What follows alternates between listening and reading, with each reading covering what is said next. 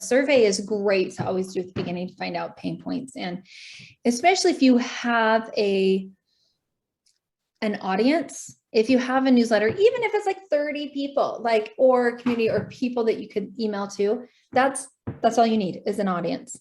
So having that newsletter, if you're like, oh, I have people on an opt-in, send it out, send out that beautiful survey. Go ahead, Angela. I didn't have, it was when I was first starting and someone told me I should do a survey. And so I did one and I didn't know what I was doing. So my son said, do Google Forms, and Google Forms is excellent. They give you great data, great ways to look at it.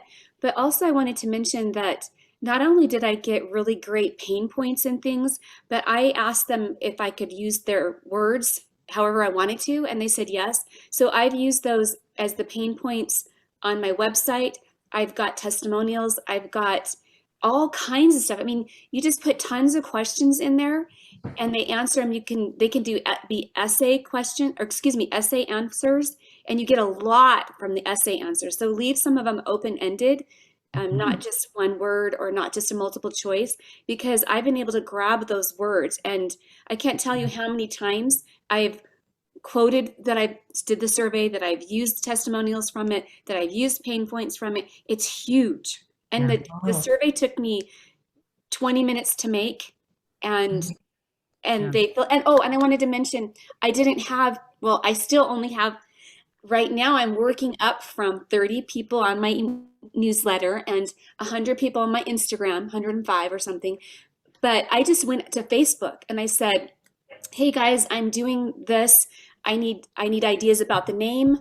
I actually did two. One was about the name and that type of thing, but the other was your parent points. And it didn't matter if they were grandparents and their kids were raised or whatever. So just kind people on Facebook, that some I didn't even know that well. They were just from my community here in Woodland Hills. Kind people just gave me information. So it wasn't like I had a group or an audience. It was just random Facebook people who said, oh, I'll have my niece fill this out because she's got kids, or, so I didn't have a big audience and I still got thank you information.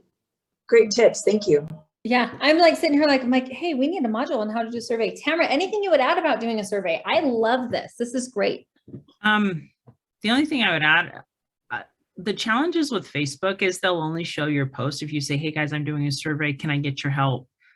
They'll only show your post to like this many people. You know what I mean? Out of your, I don't know, however many you have on your that follow you or whatever. But what I ended up doing is I messaged people individually, and I just said, hey, can I get your help really quick? I'm doing a quick survey because I'm launching a new arm of my business, and I just need some feedback for it. I love that. I got 134 responses, That's versus just like 10. And especially if you're not asking them to you're like, I'm not asking you to do join my company. No, it was just, but I did give on my survey, I said, as I get closer to launch, would you be interested in updates? And so I left a space for their email, and I had over 50 people say, yes, I want to be informed on that. So right there. it was just one of the questions on my survey was, do you want to be kept abreast of this as I get closer to launch, and they're like, yes, please. Do you know what I mean? So that's a good question to throw in there. Yeah. I did one was the test group. Would you be willing to be in the test group where I give you the free system and you give me input? And so I got people that way too. But I love your idea of private messaging people. Yeah, because I mean, I don't know how many followers I have on Facebook, but it's 3,000 something. I don't know. And I just picked your friends, if you don't have a Facebook page, or you're like, that's not grown. These are just my friends. I know. And because they want to support you. And I mean, how many of us see a survey, my niece threw up a survey, her parents put it out there and said, hey, could you fill this out for our child for a school project? How many of us are willing to just go do that just to help somebody out? Right. And when you message somebody, you do exactly, hey, I've got this, only take a couple minutes if you don't mind. I would just so appreciate it. But make sure you're connecting with them as well, which you probably are, just like, oh, how are you doing? It's so great to see you. Because then Facebook they'll see you're engaging, because the whole point of Facebook is to be a social platform. Mhm. And And so I did that on my thing. Hey, it's so good. I haven't talked to you in forever. How are you doing? And then I did like a quick sentence. Oh my gosh, my daughter's graduating from high school this year. I can't believe it. Can I get your help really quick? You know what I mean? And so it was, how are you doing? I haven't talked to you in forever. My daughter's graduating and here's help on a service. So it was a, how are you? Here's a quick update on me. And can I get your help really quick? yeah, And sometimes I that ended might up take a having couple like days.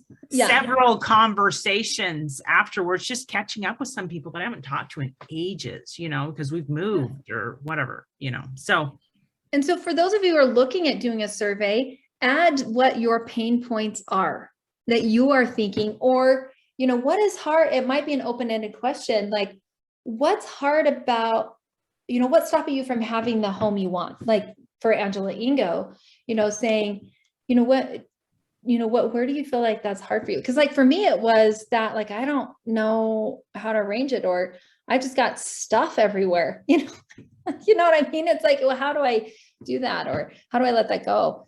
But, you know, kind of going through what are some of those, or what are, it's then that way, if that helps, you know, pain points, and you know, some of those too, but it also will give you things that you can address in your social media.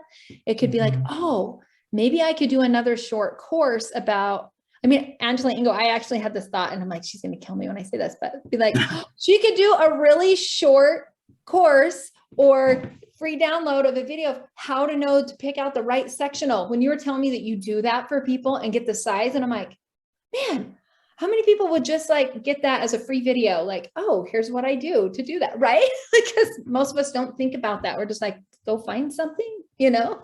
So, but things like that you're like, okay, what could that be? I know Marnie's looking specific pain points for building her subscription community.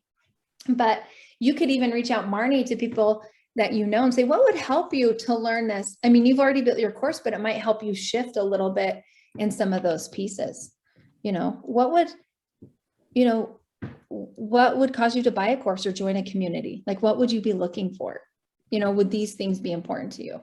And granted, that might be something you have a very specific audience because it comes after your course, right? And so that's there too. But any of these are great. So any other ideas? Because I'm writing these down because I'm like, oh, this is great training. I think I need some specific, I might have to reach out to you guys that have done that, because I think doing a survey for me would be so helpful. But I don't really know how to do any of that. So that would be really great to learn a little bit more about how you do it. Like you were just saying on Google Forms, but I don't know how to do that. And then you have to connect it, or do you email it to them, or you just anyway. email them the link. You get a link. Mhm. So you can put the link in your Facebook post, or you can put the link in your newsletter. And it's really easy. If you just go to Google Forms, it's super user friendly. You just get walked through it. It's not hard at all.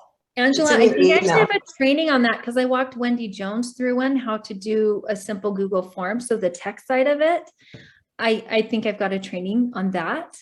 But when it comes to, yeah, all you have to do, and this is in there where you just set it up that you will receive the email responses. So I do that for every survey that I send out to you, like for the weekly goal review, I click it so that I know when somebody's responded. So I don't have to go and say, hey, did you fill out your goal review this week? I already know. I'm like, oh, I don't think they got that. And when I wasn't getting those, I'm like, why am I not? I don't know if they do. And I'm like, oh, I didn't click the button that says get an email notification. So then it will be emailed right to you that you'll see, oh, somebody filled that out. Great. So, Well, and Angela, you have a survey at the end of your course. Yeah, I do have that. Did you do that with Google Forms? I don't know, Lamira helped me with that. I don't know. no, how we to- just did questions. We just within just Member Vault, you questions, can yeah. put in questions. Oh, okay. So the advantage of Google Forms is they give you the pie chart, the analytics, you can see everything. Yeah. But it's really easy if you just go on there. My son told me that, and he always just says, go do this. You're smart enough. Go do that. And I'm like, no, I'm really not. And then I went on there and I'm like, okay, yeah, I can handle it. So it's really easy, but I'm happy to help. But it's so quick and easy. You'll know exactly what they're talking about.